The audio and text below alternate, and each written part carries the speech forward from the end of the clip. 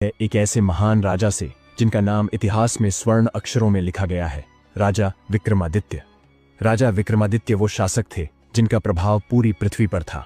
न केवल अपनी शक्ति और पराक्रम के लिए बल्कि अपने न्याय, धर्म और भक्ति के लिए भी वे प्रसिद्ध थे। हर सुबह राजा अपने राजकाज से पहले मंदिर जाया करते थे। वहां प्रजा के लोग उनसे मिलने आते, अपनी समस्याएं बताते और आदरपूर्वक उन्हें भेंट देते। लेकिन उन्हीं में से एक साधु रोज आता, कुछ कहे बिना बस एक फल राजा को भेंट स्वरूप देता और चुपचाप चला जाता। शुरुआत में राजा ने इसे सामान्य समझा, लेकिन जब उन फलों को काटा गया तो हर एक फल के भीतर बेशकीमती हीरे निकले। राजा चौंके। अगली सुबह जब साधु फिर मंदिर आया तो राजा ने उसे बुलाया और कहा, मैं अमूल्य उपहार स्वीकार नहीं करता, कृपा करके ये वापस ले जाइए। साधु मुस्कुराया और बोला, हे राजन, ये सब मैंने केवल आपका ध्यान खींचने के लिए किया था। अब जब आपने ध्यान दिया है तो मैं अपनी बात कहता हूँ। राजा ने पूछा, क्या चाहिए तुम्हें? साधु ने बताया कि वो एक तांत्रिक विद्या से जुड़ा विशेष यज्ञ कर रहा है जिसमें उसे राजा की सहायता चाहिए, लेकिन शर्त यह है, राजा को रात्रि में अकेले आना होगा। राजा ने वचन दे दिया और नियत समय पर राजा विक्रम साधु के पास पहुंच गए। साधु ने उन्हें एक कार्य सौंपा। राजन, 2 कोस दूर एक पीपल के पेड़ पर एक मुर्दा उल्टा लटका है, उसे लाकर मुझे देना है। राजा ने बिना एक शब्द कहे चल पड़ने का निश्चय किया। रात का अंधेरा, जंगल की नीरवता और हवा की सरसराहट के बीच राजा विक्रम उस पेड़ तक पहुंच गए जहां बेताल उल्टा लटका था। जैसे ही राजा ने उसे उतारने की कोशिश की, बेताल ने जोर जबरदस्ती शुरू कर दी। लेकिन राजा, जो अपने पराक्रम और संयम के लिए विख्यात थे, बेताल को मजबूती से कंधे पर लाद कर चल दिए। बेताल बोला, राजा विक्रम, मैं तुम्हें एक कहानी सुनाने जा रहा हूं। अगर तुमने बीच में कुछ भी कहा तो मैं फिर से उड़कर इसी पेड़ पर लौट आऊंगा।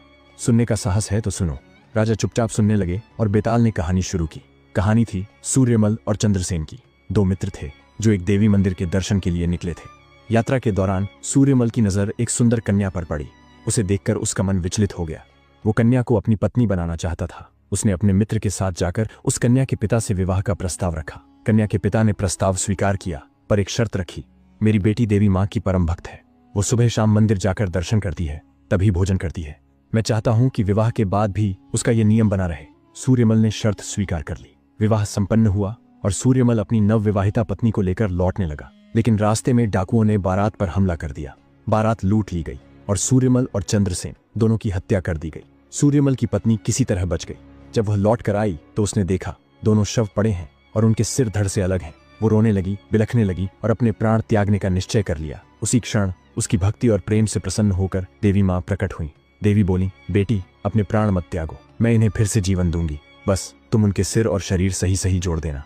किंतु भाग्य की विडंबना देखिए। उत्साह और घबराहट में सूर्यमल की पत्नी एक भूल कर बैठी।